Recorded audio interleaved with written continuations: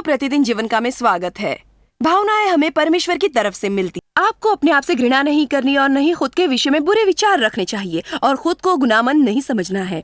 न ही आपको भावनाओं के प्रवाह में बहते हुए गलत कदम उठाने की जरूरत है। खुद को रोकना होगा। एक चीज जो मैंने अपने जीवन काल में सीखी और अपने दर्शकों को भी अपने कार्यक्रम आनंद लो प्रतिदिन जीवन का में सिखाती रहती हूँ, वो ये है कि आपकी भावनाएं सदा आपके साथ रहेंगी। वो आपको कभी छोड़कर नहीं जाएंगी। तो यदि आप उनके जाने का इंतजार कर रहे हैं तो शायद आपका ये इंतजार कभी खत्म नहीं होगा, पर हम उन पर नियंत्रण रख सकते हैं ताकि वो हम पर हावी न हो जाए। परमेश्वर ने हमें भावनाएं इसलिए दी हैं ताकि हम खुशियों का अनुभव कर सकें और समझ पाए कि कोई हमारे साथ दुर्व्यवहार तो नहीं करा, पर हमें इस बात का ध्यान रखना है कि हमारी भावनाएं हम पर हावी न होने पाए और ऐसा करना संभव है। ये बड़ी अजीब बात है कि हम अपनी हमारी भावनाएं हम पर हावी न होने पाए और ऐसा करना संभव है। ये बड़ी अजीब बात है कि हम अपनी भावनाओं को खुद पर हावी होने देते हैं। हमें इसका ध्यान रखना चाहिए कि हम बाइबल के परमेश्वर की ही आराधना कर रहे हैं और नहीं अपनी भावनाओं की, क्योंकि यदि हम अपनी भावनाओं पर नियंत्रण नहीं करेंगे तो हमारे गुजरे जीवन के दर्द हमारे वर्तमान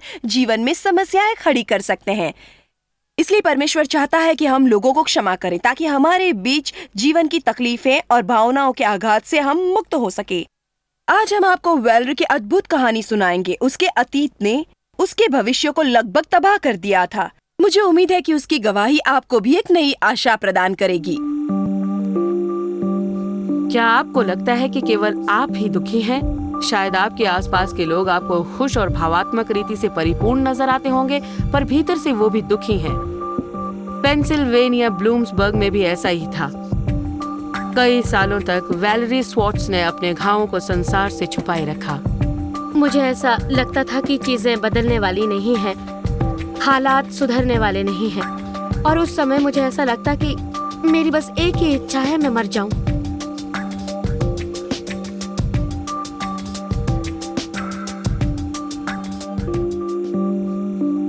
वैलेरी परमेश्वर का भय मानते हुए पली बढ़ी। वो पासबान बनने के लिए बाइबल कॉलेज भी गई। मैं वहाँ पर परमेश्वर का वचन सीख रही थी और ये कि कैसे दूसरों को परमेश्वर का वचन सिखाऊं, पर मेरा तो खुद का जीवन बर्बाद हो चुका था। कॉलेज में वैलेरी ने आत्महत्या करने की कई बार कोशिश की और उसे डैनविल हॉस्पिटल में ले जाना पड़ा। उस समय वो 19 साल की थी। शुरुआत में हमने सोचा कि वो जवान है, उसे और भी बहुत से काम होंगे, इसलिए उसे यहाँ से जल्दी छूटना चाहिए, पर ऐसा नहीं हुआ। वो यहीं रहने लगी और हालात बद से बदतर हो गए। वैलेरी के अनुसार इन सब चीजों की जड़ था 15 साल का यौन शोषण। मैं अपनी भावनाओं के नीचे दब चुकी थी और मेरी भावनाएं मानो मुझ पर हावी हो चुकी थी। मेरे बस में कुछ नहीं था। एक सप्ताहांत पर वैलेरी जब अपने घर गई तो उसके साथ दोबारा यौन शोषण किया गया। उसने उसे पूर्ण रीति से हताश कर दिया। उसे ऐसा लगने लगा कि परमेश्वर उससे प्रेम नहीं करता। मुझे लगने लगा कि वो परमेश्वर, जिसे हम अपना पिता कहते हैं, यदि वो मुझसे प्यार करता तो मेरे साथ ऐसा नहीं होने देता। उसके होते हुए मेरे साथ ऐसा कैसे हो गया? वैलेरी के अनुसार वो उस हद तक पहुंच चुकी थी जहां वो केवल दिन गुजार रही थी। उसके लिए जीवन में कोई अर्थ नहीं था। उसके जीवन का उद्देश्य एक मनोचिकित्सक अस्पताल के चक्कर लगाना ही रह गया था। वो मुझे बहुत ही दुखी और परेशान लगी। उसे देखकर मेरे मन में ये बात आई कि हे प्रभु, हम इसकी सहायता कैसे करेंगे?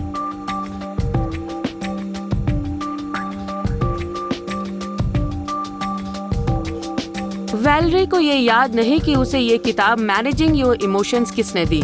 उसने उस किताब को 2 साल बाद पढ़ना शुरू किया था। उस किताब में जिस चीज ने मुझे सबसे ज्यादा प्रभावित किया वो थी जॉयस मायर की आत्मकथा, कि कैसे परमेश्वर ने उसे यौन शोषण के तनाव से बाहर निकाला। परमेश्वर ने उससे प्रेम रखा। तब मेरी आंखों में आंसू आ गए और मैंने कहा कि तुमने उस पर प्रेम रखा, तुमने उसे चंगा किया। मैनेजिंग योर इमोशंस किताब पढ़ने के 6.5 साल पहले तक वो डैनविल स्टेट हॉस्पिटल में थी और उस किताब को पढ़ने के 6 महीने बाद ही वो अस्पताल से और सब प्रकार के मनोचिकित्सक इलाज से छूट गई। उसने परमेश्वर पर इल्जाम लगाना छोड़कर उसकी शांति और प्रेम को ग्रहण किया। यह अद्भुत बात है कि आप परमेश्वर के साथ निस्वार्थ प्रेम को अपने जीवन में अनुभव करते हैं। मैं उससे प्रेम रखने लगी हूँ, उसे अपना सब कुछ मानती हूँ।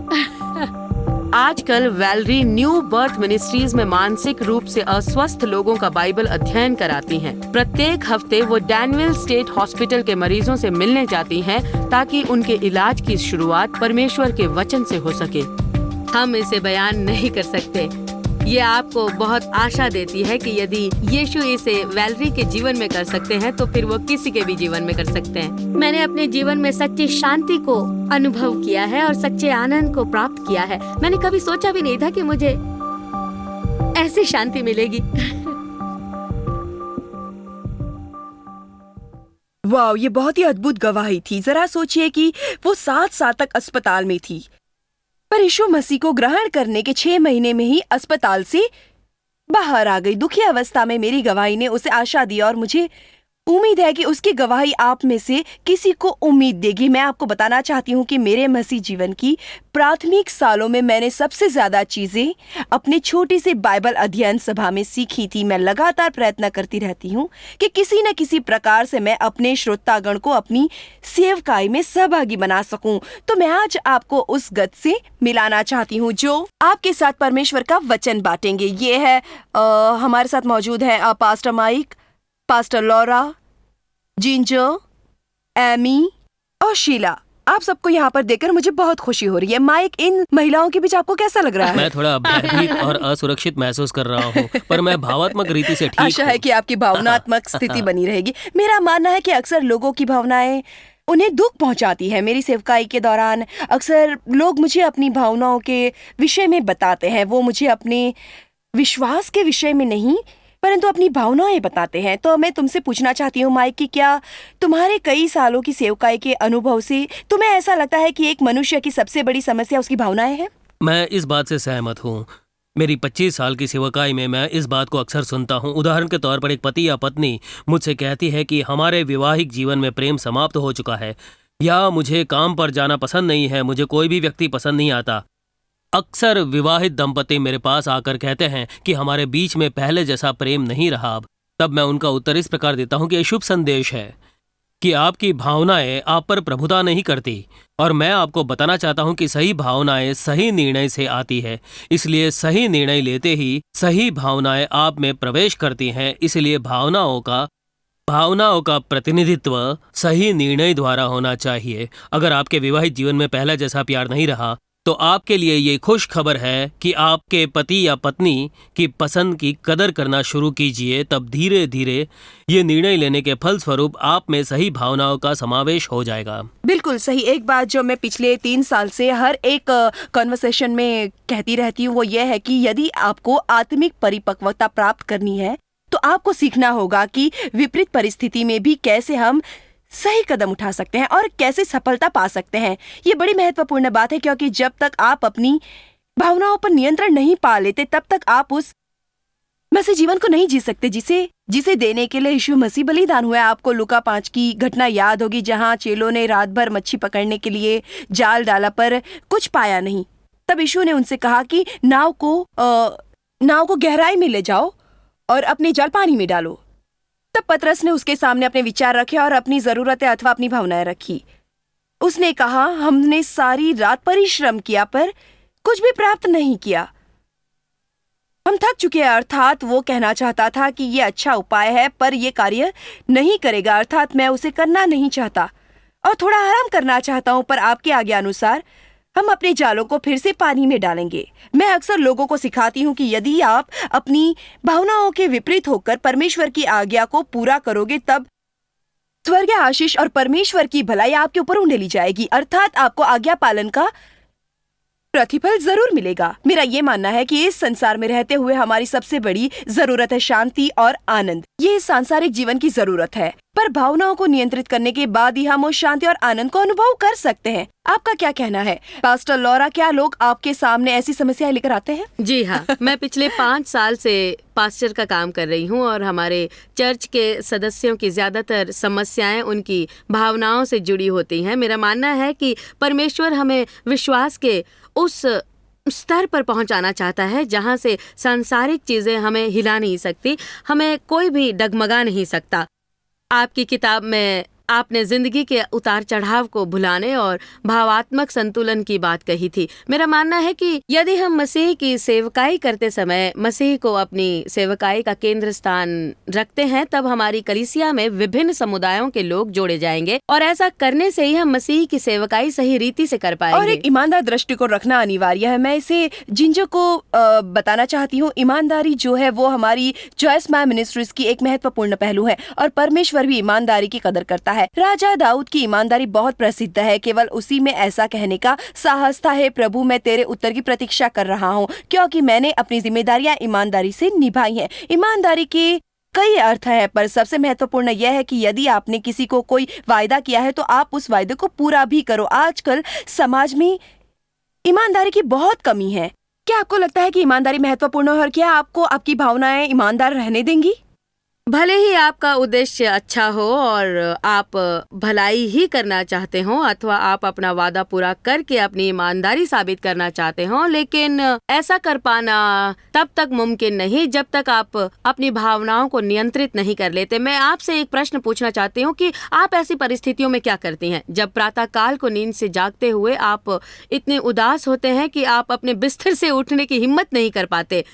तब ऐसे हालात में आप परमेश्वर की इच्छा पूरी करने की खातिर अपनी भावनाओं को कैसे नियंत्रित करती हैं, ये बताइए। सबसे पहले जिंजर, मैं तुम्हें बताना चाहती हूँ कि हमारे श्रोतागण में से ज्यादातर लोगों के दिन की शुरुआत इसी तरह से हुई है और उन्होंने बिस्तर में उठे बिना रिमोट कंट्रोल द्वारा अपनी टीवी इस उम्मीद से चलाई कि मेरे प्रोग्राम के द्वारा उन्हें बिस्तर छोड़ने का साहस मिलेगा। पर सच तो यह है कि उन्हें जॉयस मायर मिनिस्ट्रीज द्वारा नहीं, पर परमेश्वर के वचन द्वारा सामर्थ्य मिलता है और ये बात मेरे लिए भी लागू है। आपको सबसे पहले ये बात समझनी है कि आपकी भावनाएं आपके व्यक्तित्व का एक हिस्सा नहीं है। हम एक आत्मा है, हमारे अंदर प्राण है और हम एक शरीर में वास करते हैं। हमारी सभी भावनाएं उस देह का अंश है। हमारी भावनाओं के मुख्य भाग हमारी सोच और हमारी विचारधारा है। पर इससे परमेश्वर के विषय में ज्ञान प्राप्त नहीं होता, पर परमेश्वर को जानने के लिए उसके वचन को सीखना होगा। और एक चीज जिसने मेरी बड़ी सहायता करी जिंजर, वो ये भी कि मैं और मेरी भावनाएं दो अलग चीजें हैं और इनका आपस में कोई मेल नहीं है। परमेश्वर ने हमें चुनाव करने का अधिकार दिया है। या तो हम अपना मार्ग खुद ही चुन सकते हैं या फिर परमेश्वर के वचन के अनुसार चल सकते हैं। और परमेश्वर की अगुवाई को चुनते ही वो हमारी मदद के लिए आ जाता है। परमेश्वर अपने वचन के अनुसरवा के लिए हमें योग्य सामर्थ्य प्रदान करता है। और दूसरी बात जो मैंने सीखी वो ये कि हम सब भी ये मनोवृत्ति होती है कि हम आत्मनिर्भर बने रहें,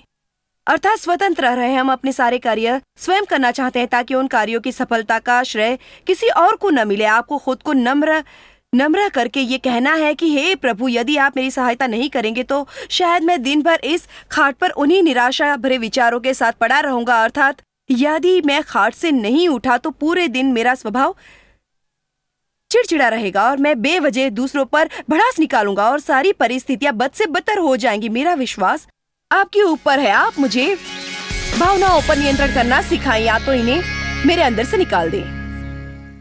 मुझे भजन संहिता 7 का 9 बेहद पसंद है क्योंकि उसमें भजन संहिताकार कहता है कि परमेश्वर हमारी समझ और भावनाओं की परीक्षा लेता है। कई परिस्थितियों में परमेश्वर हमारी भावनाओं को हमसे दूर नहीं करता ताकि पवित्र आत्मा हमारे जीवन में कार्यशील हो सके। इसलिए परमेश्वर हमारी परीक्षा लेता है।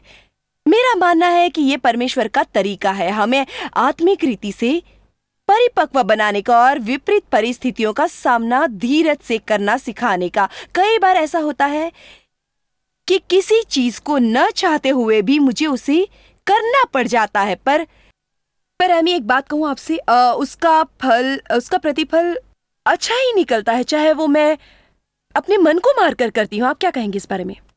आपकी किताब का वो भाग मुझे बहुत अच्छा लगा जिसमें आपने अनुशासन के बारे में बताया है। ये एक ऐसी चीज़ है जो मनुष्य के स्वभाव के बिल्कुल ही विपरीत है और इसका पालन करना बेहद कठिन होता है। दूसरी बात जो मुझे सबसे अच्छी लगी वो ये थी कि हर एक विषय के संबंध में आपने बाइबल से प्रतिनिर्देश दिया है। काश मैं भी ऐसा कर पाती।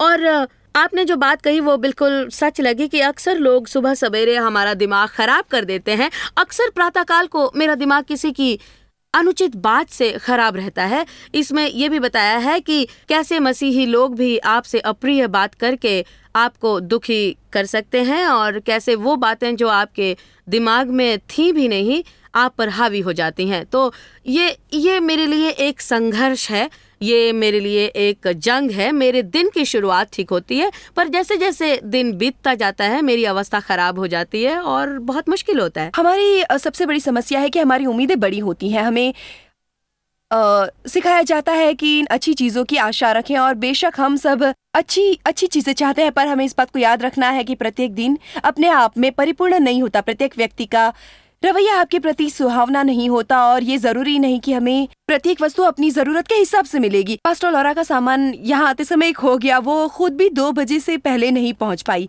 और अभी यहाँ रिकॉर्डिंग कर रही हैं। रास्ते में तुम्हारी भावनाओं की परीक्षा हुई होगी। तुमने ऐसी घटना की उम्मीद नहीं की होगी। नहीं किया इसलिए था। हमें इस प्रकार की प्रार्थना करनी चाहिए। हे प्रभु, मैं अच्छी चीजों की आशा रखता हूँ, पर मैं ये भी जानता हूँ कि मसीह की सामर्थ्य के बिना मैं कुछ नहीं कर सकता। और मेरा मानना है कि हमारी मनस्थिति ऐसी ही होनी चाहिए। इसमें कोई नकारात्मक भावना नहीं है। हमें ये बात समझनी होगी कि हम अपने अलावा किसी और को नियंत्रित नहीं कर सकते। हो सकता है कि उनके दिन की शुरुआत काफी गलतफहमियों के साथ हुई हो, वो उन्हें नियंत्रित करने की बजाय आपको परेशान कर रहे हो, पर ऐसी अवस्था में आपको निर्णय लेना है कि आप अपनी खुशियों को गंवाएंगे नहीं। आप दूसरों के लिए अपनी खुशियां नहीं गंवाएंगे। हाँ। लॉरा का सामान खो जाने पर उसने एक रोचक बात कही। वो अपने पति से फोन पर बातें करते समय शिकायत कर रही थी, और ये उसके शब्द थे। मैं इसे कुड़कुड़ाने वाली स्त्री नहीं कह रही हूँ, पर जैसा कि तुमने खुद कहा कि पति के साथ तुम्हारा संपर्क टूटते ही तुम्हारा संपर्क जो है वो परमेश्वर के साथ जुड़ गया है। क्यों कहा था ना? हाँ। मैं गाड़ी चला रही थी, ये आज 2 बजे की बात है। मैं सही रास्ता नहीं ढूंढ पा रही थी, और मेरे मोबाइल की बैटरी भी डाउन थी, और मेरे चार्जर जो था वो मेरे सामान में था। मैं अपने पति से कह रही थी कि मोबाइल बंद होने वाला है, यदि बंद हो गया तो मैं रास्ता नहीं ढूंढ पाऊंगी, और वो मुझसे कह रहे थे कि शांत हो जाओ। पर मोबाइल के बंद होते ही मुझे बड़ा बनना पड़ा। तब मेरा संपर्क जो है वो परमेश्वर के साथ हुआ, और तब मुझे सही रास्ता मिल गया। ये चुनाव है, जबरदस्ती नहीं। अच्छा है, बिल्कुल सही, बिल्कुल सही। हाँ, बिल्कुल।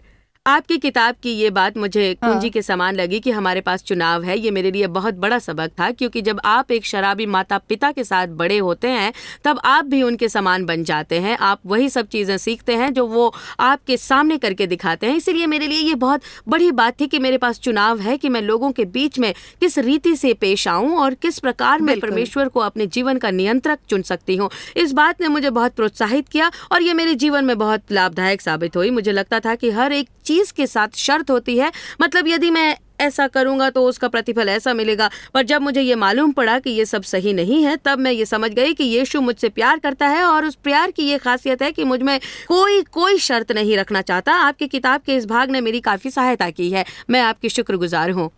तो आज हम मैनेजिंग योर इमोशंस किताब की चर्चा कर रहे हैं, और अपनी भावनाओं को नियंत्रित करना सीख रहे हैं। आप सभी का इस किताब को पढ़ने के बाद अनुभव रहा है कि इसने आपकी काफी मदद की है। ज्यादा समय न बिताते हुए लॉरा, तुम बताओ कि तुम्हें किस बात ने प्रभावित किया। आप जरा बताइए। दिल दुखाने से दर्द होता है। अब तुम बताओ माइक, तुम्हें किस चीज ने प्रभावित किया? हाँ, यह कि परमेश्वर भावना है और वो हमारी भावनाओं से सहानुभूति रखता है। उसकी भी हमारे समान परीक्षा ली गई है। इसलिए हमारे पास एक ऐसा परमेश्वर है जिसने हमारे समान परिस्थिति में जीकर हमारे सामने उदाहरण रखा है। मुझे क्रूस पर के शब्द पसंद है कि हे पिता, तूने मुझे क्यों छोड़ दिया। कई बार हमें भी काफी सवालों के जवाब नहीं मिलते, महसूस करते हैं। हमें कई बार लगता है कि परमेश्वर ने हमें त्याग दिया है। यीशु मसीह ने भी क्रूस पर से पिता से यही सवाल किया था, पर उसके बाद वो अपनी प्रतिक्रिया देते हुए कहते हैं कि हे पिता, तेरे हाथों में अपनी आत्मा सौंपता हूँ। मैं भी दुविधा के समय में अक्सर इसी सिद्धांत का प्रयोग करता हूँ कि यदि मैं ऐसा कुछ करूंगा या इस प्रकार की प्रतिक्रिया दूंगा तो क्या होगा, या तो फिर उस प्रकार की प्रतिक्रिया दूंगा तो क्या होगा। तुम्हारी क्या प्रतिक्रिया है शीला? तुम्हें किस चीज ने प्रभावित किया? परमेश्वर का प्रेम जिसमें कोई शर्त नहीं है, क्योंकि जीवन में प्रत्येक वस्तु की प्राप्ति के लिए शर्त है। मैं बचपन में परमेश्वर से प्रेम रखती थी, पर यह बात कि वो भी मुझसे बिना किसी शर्त के प्रेम रखता है, इसको ग्रहण करने में मुझे दिक्कत पेश हुई। इसलिए जब तुमने अपनी किताब में ये जिक्र किया कि परमेश्वर हर किसी से प्रेम करता है और वो भी बिना किसी शर्त के, तब मुझे एहसास हुआ कि मेरी अवस्था कुछ भी क्यों ना हो, पर परमेश्वर मुझसे बेहद प्यार करता है और इससे मुझे बेहद राहत मिली।